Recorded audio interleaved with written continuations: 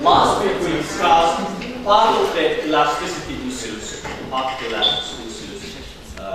We mentioned the concept of price elasticity of demand. We mentioned the concept of cross-price elasticity of demand. Now we'll talk the rest of the issues. Let's first remember the points we discussed in the last lecture. So cross-price elasticity of demand, we say measure how the quantity demand of one good responds to the price change of other good. So we say the cross-price elasticity of demand. This concept will help us to determine whether the goods are substitutes or let's say complementary goods, right? And we say that the goods may not be perfectly substitute or perfectly complementary. They may have somehow substitution characteristics or complementary characteristics, and it depends on the measure of the elasticity, size of the elasticity measure. But today we'll introduce another concept that will help us to determine whether the goods are inferior goods and whether the goods are normal goods. We know what the normal goods are. We know the differences of normal and inferior goods from the previous semester, right? From the previous course. We know that while the income increases, the quantity demand for normal goods increases as well, right? Most of the goods in the economy, most of the goods that we use during our daily life are normal goods, but our quantity demanded, consumers' quantity demanded for them increases by the income increase, right? But there are goods in the economy, there are goods that we use in our daily life that may be labeled as inferior goods, that they break the common rule of demand, that the quantity demand for them decreases as the people become richer and richer. Right? We indicated a number of examples for this type of goods, and one of them is renting houses. Right? Renting houses. Right? As people become richer and richer, right, the quantity demanded for renting houses decreases. So people tend to have their own homes, people tend to have own their special rooms, their private homes, and the demand for them decreases. And other examples you have indicated as the public transportation, as you said. So as the people's income increase, the demand for public transportation may decrease by this trend. But in order to determine whether the goods are inferior or demand, or another way, whether to determine the level of change of quantity demanded by the income change, we introduce another concept called as income elasticity of demand.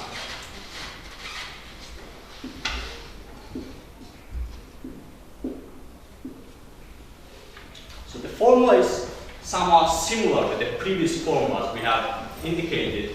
Income elasticity of demand is calculated as percentage change of quantity demanded divided by percentage change of income, right?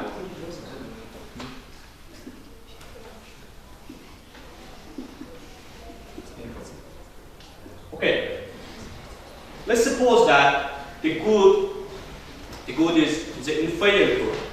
Let's take this example, and let's see what will happen to the elasticity measure here, the income elasticity measure of a good here.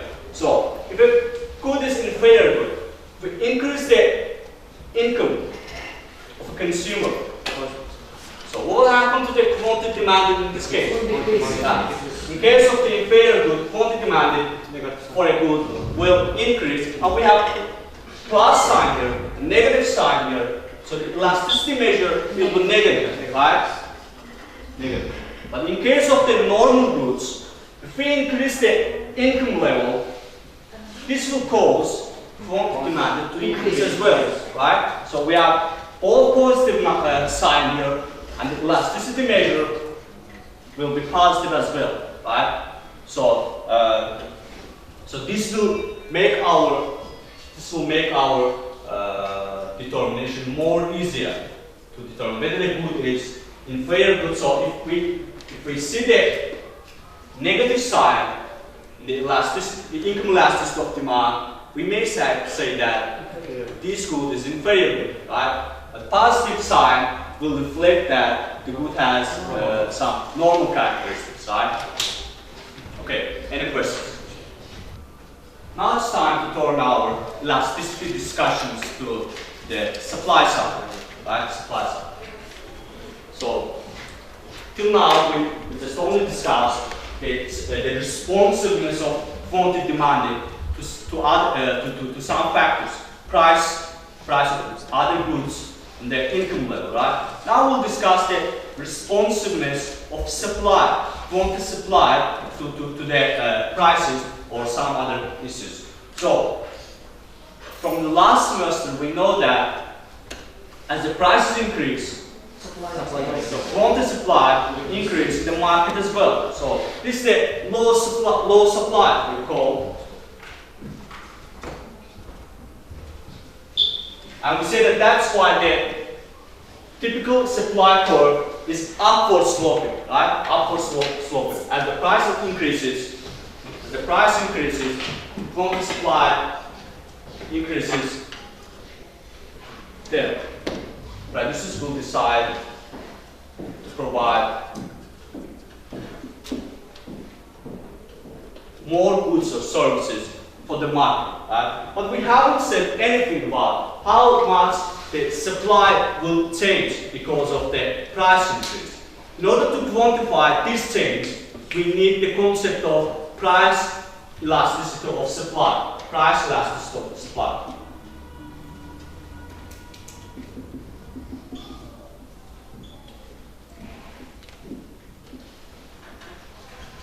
This will make us to quantify the level of sensitivity of supply to the price change, right? But before making our discussion more detailed, let's indicate two exceptional cases that one of them that supply does not react to price change, right? At all, right? It will not react to price change at all. So the quantity that does not react to quantity demanded that does not react to price change at all, we say that there's an inelastic demand, right? And the supply that does not react to price change at all, we call it as inelastic supply, right?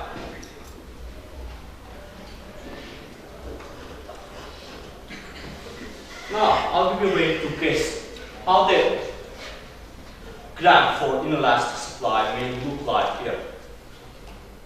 How we may draw the graph for inelastic supply, reflecting that price change will not affect the quantity supply. Huh? Am I right here? Okay.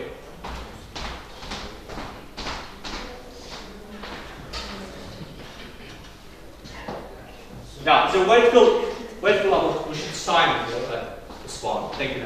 So it's a vertical line. Indicating that the quantity supply will stay same in all the prices. As the price increases, the quantity supply will not change. For some reason, we may discuss the factors that makes the supply inelastic later on. And the second exceptional case is that the highest sensitivity of supply to the price change, and we call it perfectly elastic supply. That the marginal price change will have a dramatic impact on the supply level. Right? Let's suppose that the supply graph for this type of supplies is horizontal line. Right? If the price, this is the equivalent price, it says the price below this mark, producers will refuse to provide the good for the market. Right? The quantity supply will equal to 0. Right? The higher prices than this, suppliers will provide infinite amount of goods and services for the market.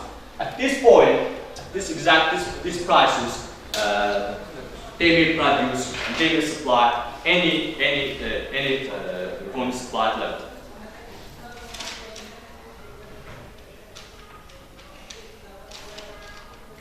This is two exceptional cases, but the common cases are elastic supply, inelastic supply, or unit elastic supply. I will discuss and we will distinguish their characteristics.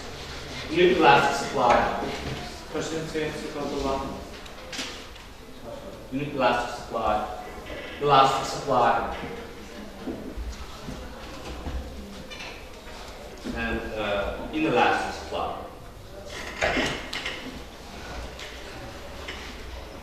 So the basic formula to find the elasticity measure is percentage change of quantity supply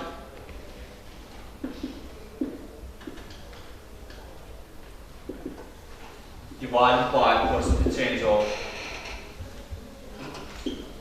price, right? So this formula, this measure will give us an information how the supply is responsiveness, the supply's responsiveness to the price level, right? So if the supply response or supply increases, once supply increases more than the price change, more than the price increase, so we call that type of supply as elastic supply. Let's suppose that prices has increased by 20%. If the producers decide to increase their production level, increase their production level and to supply more goods and services by, let's say, 40%.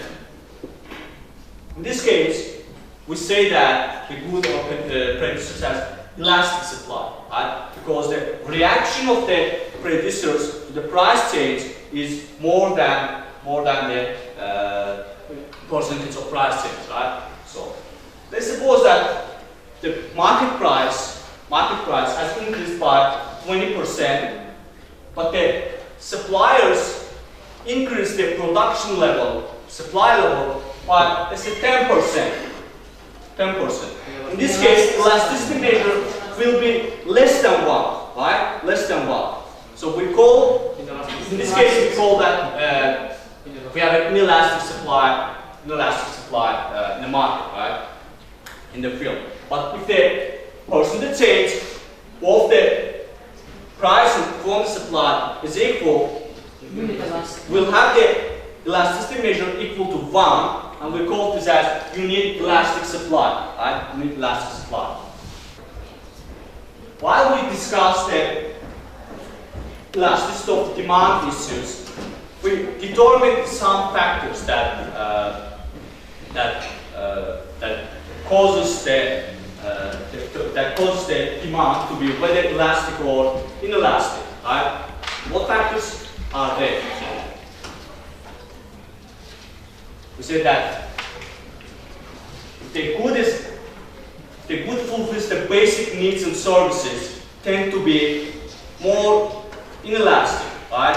If the good is luxury, it tends to be more elastic, right? Necessities versus luxury, right? Another factor that determines whether the good has inelastic demand. Time, we say, right? In the short time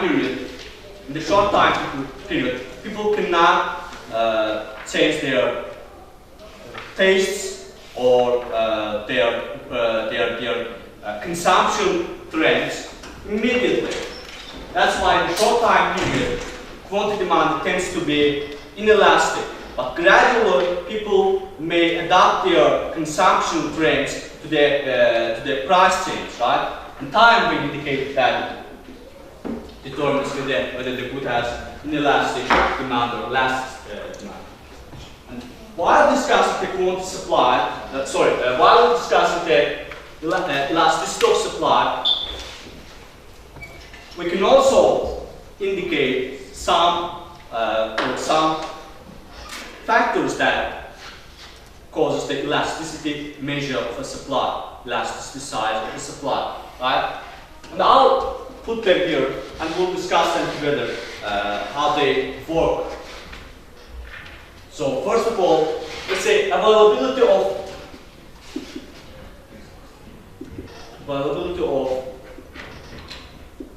resources or production factors or inputs, right? So inputs are the key element during the production process, right? You cannot increase your production level if you do not own sufficient amount of resources, inputs, right? If you don't have a sufficient amount of workers in your industry, in your company, you cannot increase your production level immediately, right? In order to increase your production capacity, you need to increase your resource capacity. So the basic production function tells us this. So availability of resources makes the supply inelastic or elastic. If the availability of resources in the industry or in the company or in the economy as a whole is limited, so low, let's say, so low. So supply tends to be inelastic. It cannot react to the price change more than the level of price change, right? So, but if the company does not have a problem with resource levels, resource capacity, the company can increase its production level. Its production level will be flexible, can change with the price levels, right? So availability of resources is one of the key factors that determine whether the good has elastic or inelastic supply. The second issue is, again, time, right? Production decisions cannot be determined in a very short time period, right? So in order to change the production level, even to decrease the production level, you need some time, right? You need some time to arrange your managerial decisions, production decisions, right? So time, in the short time period, supply tends to be inelastic, right? But in the long time period, producers can adapt to the changing situations. Producers can adapt to changing market conditions, right? Producers can increase their production level more than in the short time period, right? Third factor we may indicate here as well. So how markets are defined. If we define the markets broadly, it tends to have inelastic supply. If markets are defined more concrete, they may have elastic supply. Let me give you example and it will be more clear for you.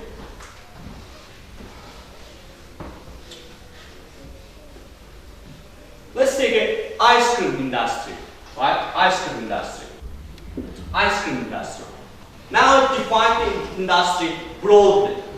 I haven't made a concrete types of ice cream, right? But there are different types of ice cream in the ice cream industry, right? This is a broadly defined market. But there are also markets for vanilla ice cream, right? Market for vanilla ice cream. Market for chocolate ice cream, right?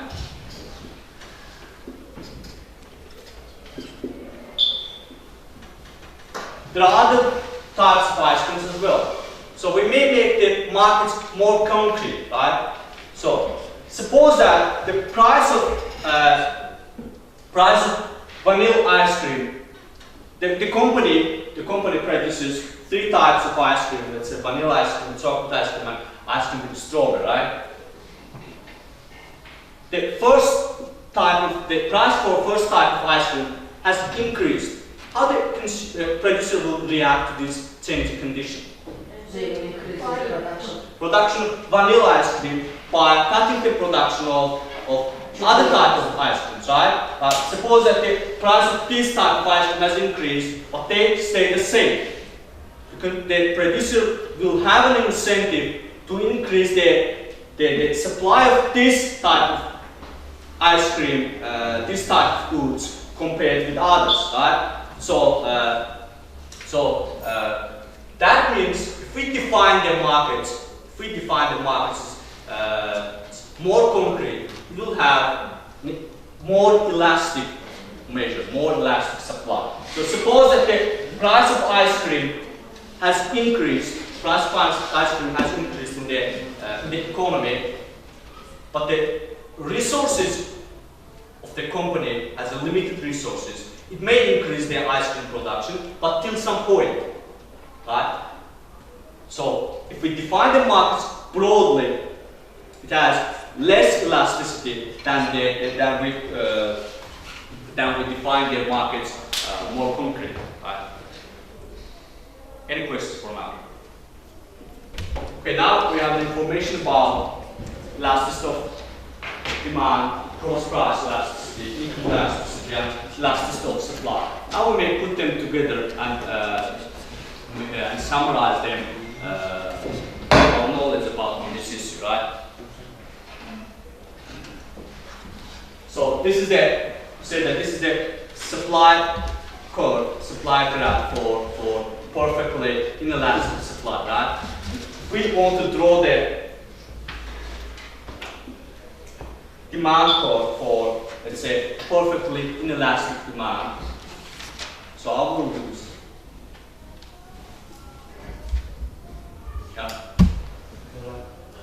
so perfectly inelastic demand is a kind of demand that quantity demanded does not react to the price change, right?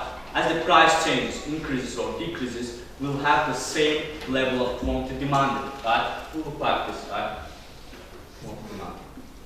So the perfectly elastic demand will have the highest responsiveness to the price, right? So for this, we have the elasticity measure is 0, right? So the quantity demanded does not react to the price change. But for the perfectly elastic demand, the elasticity measure is infinite, right?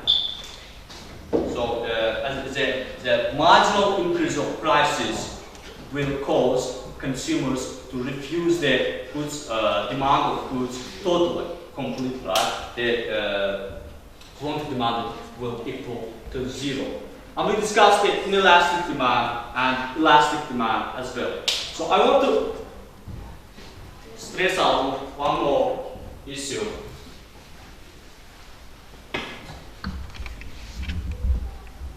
We said that one more factor that that's important while discussing the elasticity issues is how the producers may decide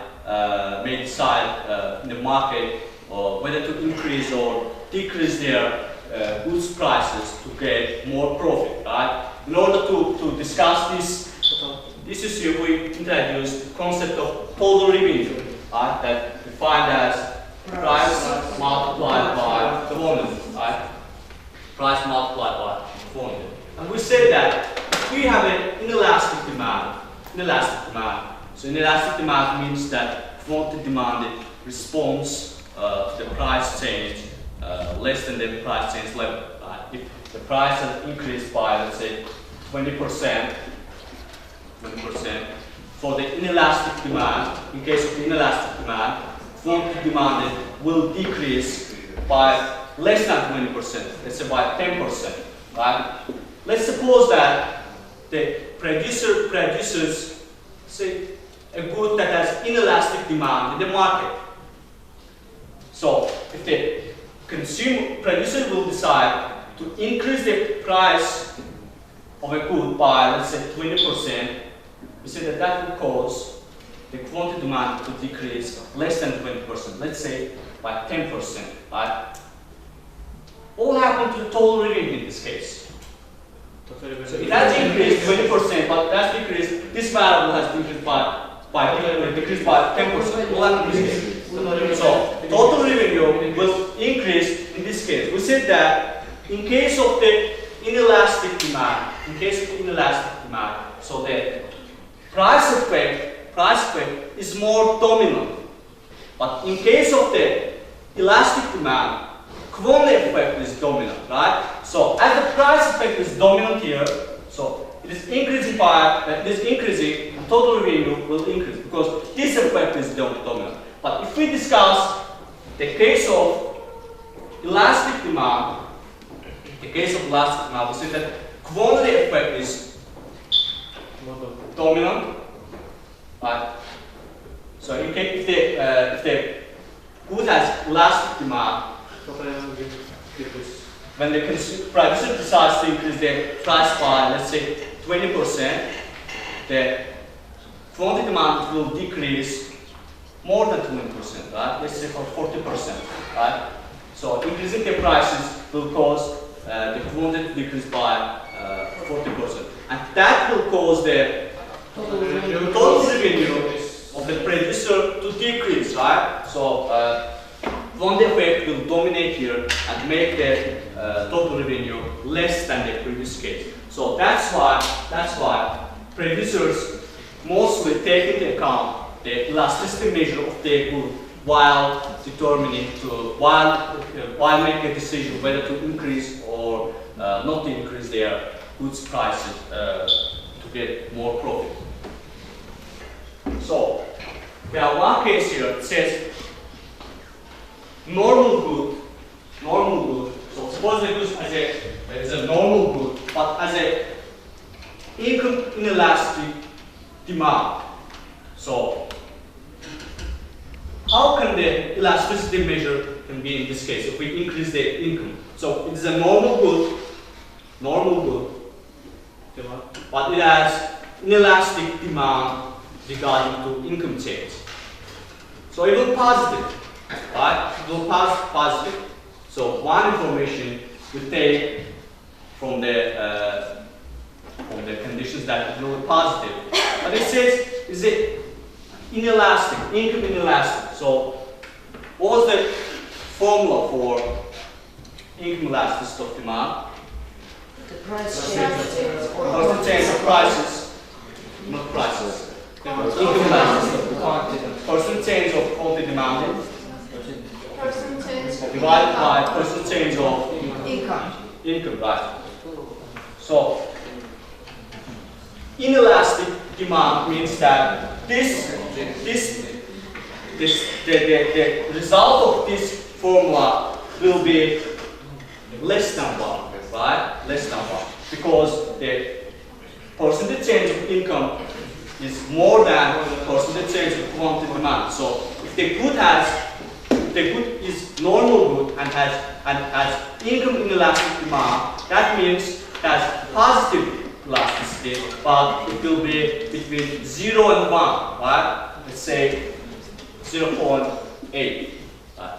But if the good is normal, that is elastic demand regarding to income, it will be positive but more than 1, right? So let's make discuss one case study that you may use the elasticity issues in the practical cases. So we said that different goods has different elasticity measures, in case of income change or in case of price change. And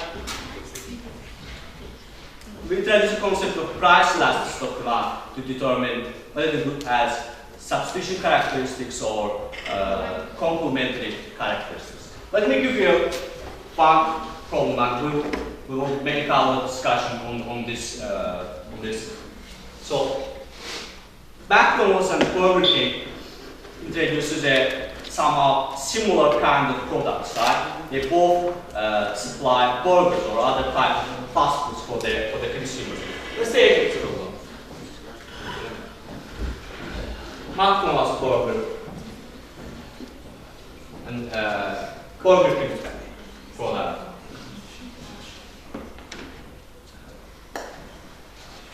They are both supplying somehow similar products, right? Their products may be taken as substitute goods, right? So while we discussed the cross-price elasticity, we said that in case of the substitute goods, cross-price elasticity for substitute goods will be negative, right? Will be negative. That increasing the price of will be negative or positive. Cross-price elasticity, the formula for cross-price elasticity for goods is the percentage change of quantity demanded, let's say product A, and divided by percentage change of quantity demanded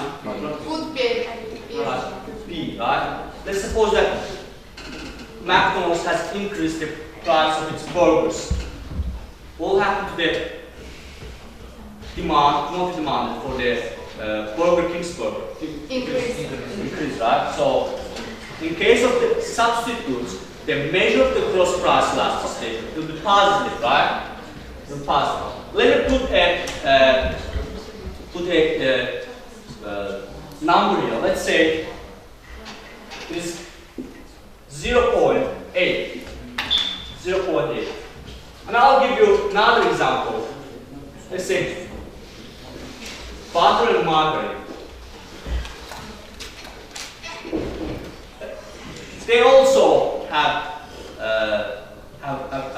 can be considered as substitute goods, right? They have some substitution characteristics, right? It's also the positive sign.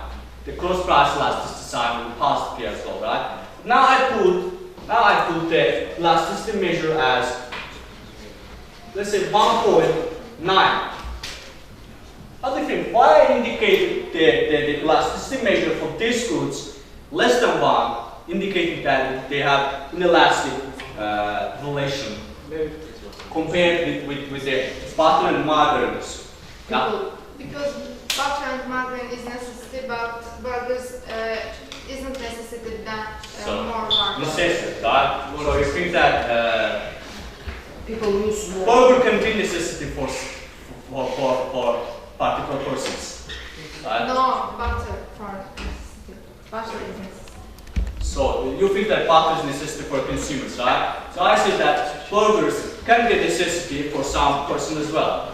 But also, some people more use butter. Butter is more natural. So yeah. Both the burgers, they have many similarities between them. Exactly. They have much a different taste of of labor. So, but you imagine they have two different states, two different parts. Exactly. So margarine is not a good substitute for the butter, right?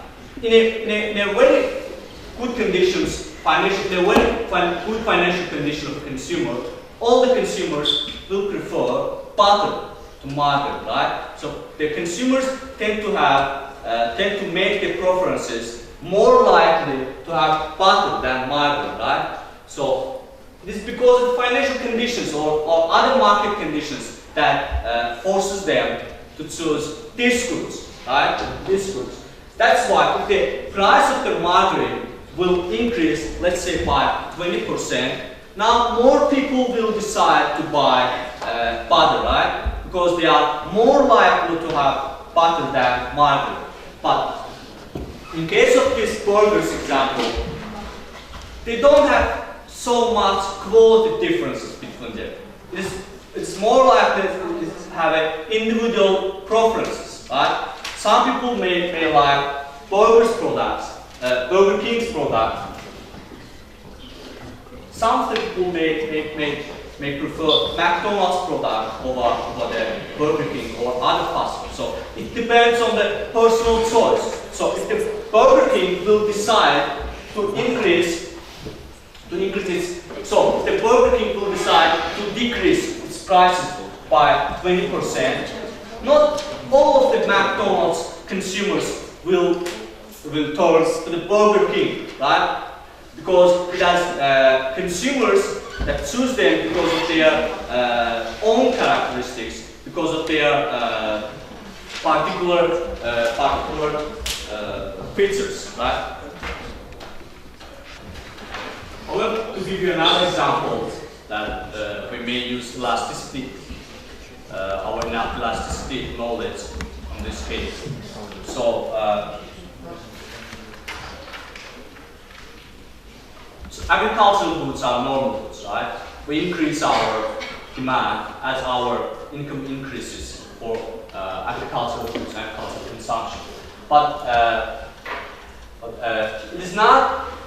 So the consumption of agricultural goods for the people or for the society is limited, right? So our consumption of agricultural goods cannot be increased consistently with the income increase, right? It will increase by some point, but after some point, it will stay the same.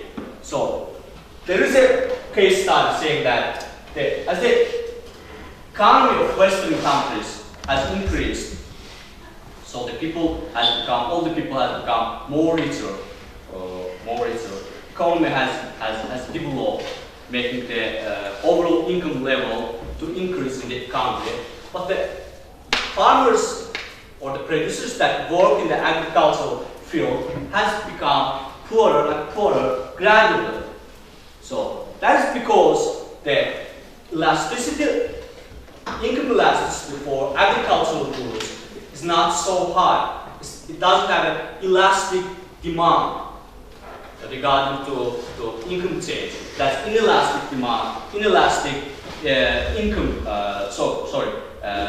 Income elasticity is not so high. That's why, as the economy has grown, as the income of the economy in the whole country has grown, the farmers' share in the economy stayed the same. Their income stayed the same. That makes them relatively poor. And as they become relatively poor, and it's not profitable working in the agricultural sector, so more people decide to live the agricultural field in the Western countries, and developed countries. That has caused agricultural field to decrease in the recent decades. But as some other external demands arise in the recent decade, in the late 10 years, has caused the demand for agricultural goods in the world market to increase, as China has become more developed, as the overall income level for China, India, that countries have with population has increased, their demand has increased as they become more future made the world demand for agricultural goods increase in recent decades, and that made some latest surge from agricultural sector in recently. But as the technology will increase, as the farmers became more productive, as they become more productive, as the supply of agricultural goods increases, that makes the price of the agricultural goods in the world market decreasing gradually, and making it less profitable for farmers that live in the high income countries. Right? You see, we have an interesting diagram here showing the share of spending on income for the different countries. Right? We know from the previous semester that in the economy, expenditure equals to the income, right? Some person's expenditure, while starting this class, we said that one of the basic principles of economics is that one person's expenditure is another person's income, right? So we may calculate the field's income by looking at the spending level, expenditure level, yeah? You see, we have expenditure on agricultural goods for different countries. You see, the highest level in the Sri Lanka, the less developed country. So over 60% of income has been spent on agricultural goods, right? So for the less developed countries, it is more profitable to work on the agricultural field than on the developed countries, right? But for the United States, it's less than 20%. So we take the whole spending, and less than 20% or nearly 10% of whole spending has been directed to the agriculture. So it's not profitable to act as a farmer in the United States, because maybe the absolute number may be high compared to Sri Lanka, right? But the proportional level, the proportion is so small that people feel relatively poorer compared with other sector workers, right? That's why the agricultural sector diminishing in developed countries, and to prevent this, we'll discuss in the next lecture. To prevent this, they use some price regulations as price floor, let's say. They may put a minimum amount of prices to defend the producers that work on the agricultural